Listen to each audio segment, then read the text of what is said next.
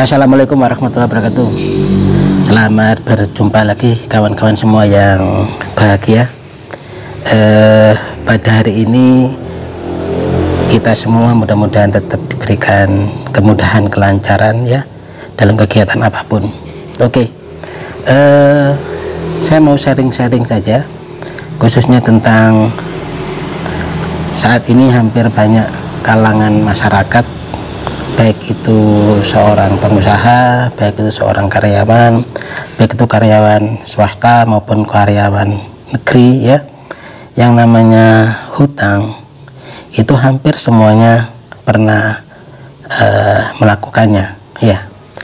Tapi di sini sering sekali kita tidak pernah memahami bagaimana sebenarnya hutang itu yang baik ya. Ada sebagian masyarakat mengatakan ada hutang baik, ada hutang buruk. Hutang baik itu apabila hasil dari uang yang kita pinjam di bank itu bisa kita putar dengan sangat baik dan menghasilkan hasil yang berlimpah gitu ya. Tapi ada juga yang dikatakan hutang buruk.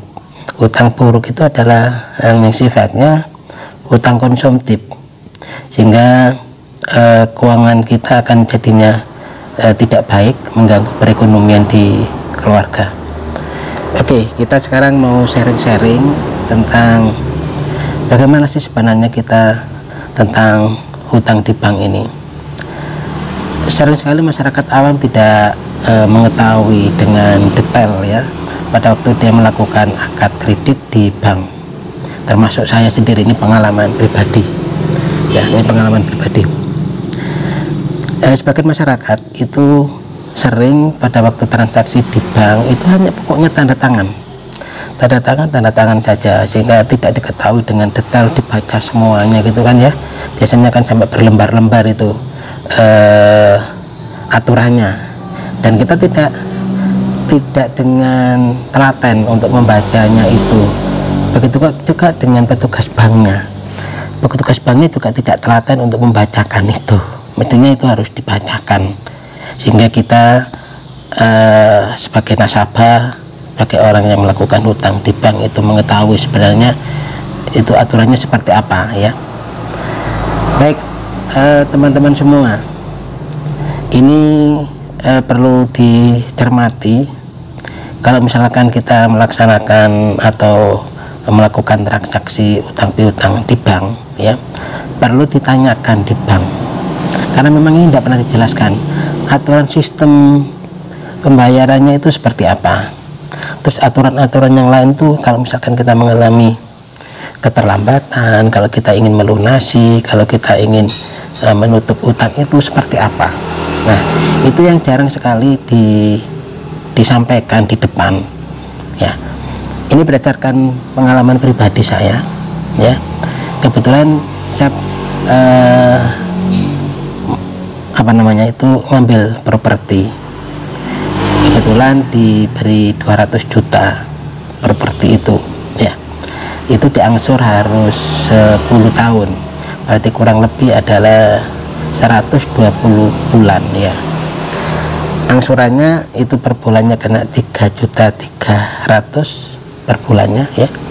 Itu sekarang sudah saya angsur lebih dari 4 tahun lebih, persisnya 4 tahun 3 bulan, jadi 51 bulan.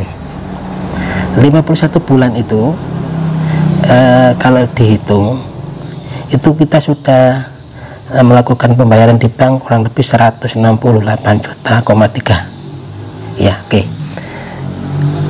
karena kondisi ekonomi sekarang lagi sulit ya, mungkin rata-rata juga banyak dari para pelaku usaha maupun para karyawan yang mempunyai tanggungan di bank. Setelah mau dilunasi atau mau ditutup, ternyata hutangnya itu masih besar sekali. Dia tidak memperkirakan ternyata hutangnya itu masih cukup besar, padahal anggapan dia mungkin sudah berkurang banyak, ternyata tidak. Gambarnya seperti ini. Ini real yang kejadian dengan diri saya, real ya. 200 juta yang saya ambil di bank itu itu apabila mau dilunasi itu di bank kurang lebih akan meminta kita melunasi kurang lebih 155 juta ya. 155 juta itu yang harus kita lunasi di bank. Nah, makanya kalau kita sudah ngangsurnya itu 51, itu kan berarti hampir 168. Nah, sehingga pokok kita itu yang diakui di bank untuk nanti dipotong hanya kurang lebih sekitar 45 juta. Nah, yang sisanya kemana? Sisanya itu untuk jasa atau bunga. Kok besar sekali ya? Kenapa kok besar? Ini yang tidak pernah disampaikan di bank. Di bank itu ada yang namanya sistem pokok kecil bunga besar. Jadi modelnya aturannya itu miring, bukan tengah gini. Kalau tengah ini biasanya pokoknya besar, pokok dengan bunganya ini sama ya. Ya, tidak seperti itu di bank ya. Di bank itu aturannya miring. Jadi pokoknya kecil, bunganya besar. Nanti memang akan di akhir itu memang pokoknya jadi besar, bunganya kecil, tapi itu di akhir. Sehingga kalau ada masyarakat yang kesulitan, sekarang ini banyak masyarakat kesulitan. Ada yang ngambil sepeda motor, ada yang ngambil mobil, ada yang ngambil rumah atau ngambil apa saja. Sekarang banyak masyarakat yang kelasnya awalnya menengah itu bisa turun. Karena apa? Dia sudah di PHK. Dia tidak lagi punya penghasilan, tapi dia masih punya tanggungan cicilan rumah atau cicilan mobil atau cicilan sepeda motor. Kalau dia mau menjual mobilnya atau motornya atau rumahnya, pasti nanti dia akan kaget karena hitung-hitungannya di bank itu tidak sesuai prediksi dia ya, tidak sesuai dengan prediksi dia. Ini yang sering sekali nasabah juga keliru. Nasabah tidak pernah tanya ke banknya, tapi banknya juga keliru. Banknya tidak pernah menjelaskan detail ke nasabahnya. Nah, ini untuk pembelajaran kita semua. Sehingga kemarin saya sempat tanya ke bank, kok bisa seperti ini ngitungnya ya. Ternyata dia jawab bahwa ini sistemnya anuitas. Nah, orang kalau dibilang ini anuitas, pasti jarang yang paham apa itu anuitas. Apa itu anuitas ya. Masyarakat awam jelas banyak yang tidak begitu mengetahui apa itu anuitas ya. Anuitas itu pembayaran pokok kecil yang bunganya besar.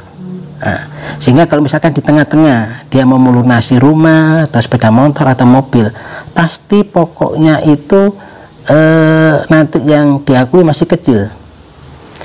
Ini kemarin saya hitung-hitung demikian, saya ngitungnya itu saya kalau 51 dikalikan 3,3 juta itu 168 juta. Nah, ternyata kalau dilunasi ya, saya masih harus membayar 155 ya kan, berarti kan yang diakui pokoknya cuma 45 juta, padahal kita bayarnya sudah 51 kali. Itu belum lagi ditambah dengan penalti itu kenanya biasanya 3-4 bulan, tergantung bank, peraturannya bisa tidak sama ya, bisa tidak sama teman-teman. Saya ulangi lagi, jadi kita ngangsurnya sudah 51 bulan, sudah 168 juta ya. Ternyata kalau mau dilunasi utang yang 200 itu kita pokoknya masih 155 juta, masih besar sekali. Saya tanya ini ngitungnya apa? Anuitas. Ternyata anuitas itu pokok kecil bunga besar ya. Sehingga kalau masyarakat awam itu kan ngitungnya gampang. Kalau saya hitung sebenarnya gini, kalau 200 juta itu dibagi 120 itu pokoknya saja mestinya 1,7 juta, sedangkan bunganya 1,6 juta, berarti kan totalnya 3,3 juta. Nah, orang awam kan ngitungnya cuma pokoknya 1,7 dikalikan 51, ternyata tidak. Kalau kita orang awam kan ngitungnya gitu, pokoknya itu 1,7 dikalikan 51, itu totalnya jumlahnya hampir 86 juta kalau nggak salah, 86 juta. Sehingga praktis sebenarnya hitung-hitungan kita itu mestinya kita cuma melunasi di bank hanya 115 atau 114 juta, tapi nyatanya tidak, nyatanya harus 155. Itu pun masih ditambah lagi yaitu kena penalti. Nah, ini penalti juga sama. Penalti itu juga kita tidak pernah tahu, ternyata ada yang namanya penalti. Ini yang tidak pernah dijelaskan juga di bank ya, di depan ya. Penalti itu biasanya 3 bulan 3 bulan atau 4 bulan. Misalkan kalau tadi bunganya 1,6 ya kalikan kaca. Kalau 3 berarti ya 48 ya, katakanlah 5 juta. Kalau 5 juta berarti kalau 155 kan jadi 160. Berarti pokok kita cuma 40. Padahal kita sudah mengeluarkan uang berapa? 168. Oke. Ini adalah perlu teman-teman semua ketahui, itulah bank. Tidak peduli bank itu bank konvensional atau bank syariah. Ya. Kebetulan saya ngambil di bank syariah. Ternyata sama saja. Bank syariah atau bank konvensional itu intinya sama. Hitung-hitungnya seperti itu. Jadi hitung-hitungannya seperti itu. Jadi kalau syariah itu hanya ya namanya sajalah syariah gitu ya, untuk bisa mengakomodir orang-orang yang nggak mau ke bank. Tapi sebenarnya intinya kan sama. Karena syariah ini juga di bawahnya BI. Lah BI-nya kan sudah bukan syariah. Nah, sehingga dia menggunakan syariah ini kan tujuannya untuk bisa menarik orang-orang yang kebetulan sangat fanatik di bidang syariah agama ya. Nah, tapi nyatanya kalau kita tanya detail, aturannya itu tidak jauh beda dengan konvensional, bahkan mungkin kadang-kadang bisa lebih dari konvensional. Nah ini yang kebetulan saya alami, kan lebih dari konvensional. Ternyata dia juga pakai anuitas, masih ditambah lagi dengan penalti. Oke, ini mungkin teman-teman informasi yang mudah-mudahan bermanfaat, berguna, sehingga kalau misalkan teman-teman mau melakukan pinjaman atau hutang di bank perlu dipikirkan lagi dengan masak-masak, matang-matang ya. Kalau menurut saya mending tidak usah ngambil ya, tidak usah ngambil, atau mungkin kita nabung dulu. Kalau nanti sudah punya uang ya sudah beli kontan gitu saja, itu lebih aman. Pikiran kita lebih fresh. Tapi kalau daripada kita terus setiap bulan itu dibebani dengan tagihan-tagihan ya, kalau kita terlambat 1 hari udah ditelepon, mesti itu. Belum terlambat aja sudah kurang 3-4 hari udah ditelepon. Angsurannya Pak, angsuran, kan itu terus setiap bulan seperti itu. Kan pusing. Ya, kalau ada yang dibayarkan sih nggak masalah, kalau nggak ada kan pusing. Ya. Sekarang ini banyak masyarakat yang pusing dengan tanggungan utang di bank ya, terutama masyarakat yang kena PHK ya, sehingga tidak memiliki penghasilan lagi yang cukup untuk membayar. Demikian, kalau misalkan ada pertanyaan atau ada sesuatu yang perlu kita sharingkan, silakan ditulis di kolom bawah ya. Assalamualaikum warahmatullahi wabarakatuh.